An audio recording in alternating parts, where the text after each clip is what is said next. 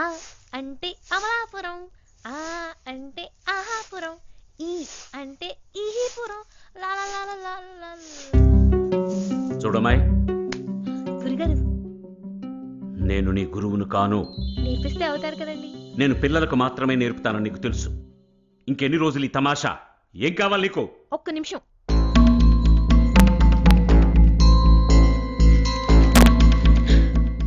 ఈయన దగ్గర ఆడిషన్లో గెలవాలి. ఈయనకు ఒక్క పాట పాడాలి. మీరు నాకు పాట రాదని తిట్టేసి వచ్చేసారు. అప్పుడు దాకా హ్యాపీగా ఉన్నాను, నోటుకొచ్చింది పాడేసేదాన్ని. ఇప్పుడు ఏం పాడాలని డౌటే. రాదని చెప్పిన వాళ్ళు ఏం రాదో నేర్పించాలి కదా. ఏ శాస్త్రి గారు? నీకంతగా నేర్చుకోవాలని ఆశగా ఉంటే నాకు తెలిసిన వాళ్ళిద్దరున్నారు. ఏయ్ శాస్త్రి! వద్దు, మీరు నేర్పితే నేర్పండి, లేకపోతే కొంచెం పక్కకు జరుగుతారా?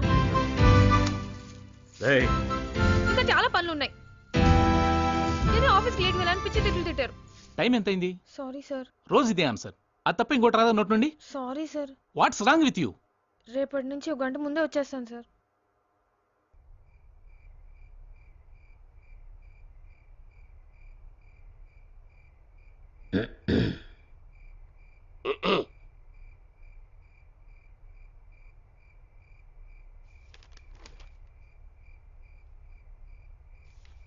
ఆ పుస్తకం చదవడం అంత అవసరమా?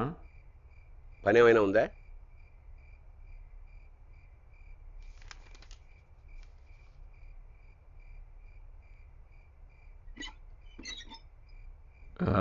ఆ అమ్మాయి ఏంటి అలా ఉన్నావు? నేను ఎలా ఉంటే మీకేంటి?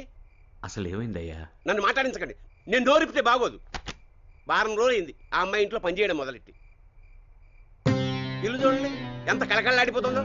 అసలు ఆ అమ్మాయికి ఇంట్లో పనిచేయాల్సిన అవసరం ఏముందండి?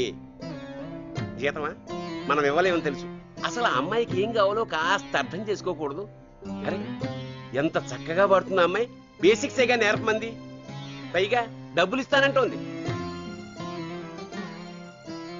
మనకి కావాలిగా డాక్టర్లకి మందులకి. ఏమంటివి జాతి నెపమున్న సూత సుతుని కింద నిలువ అర్హత లేదందువా?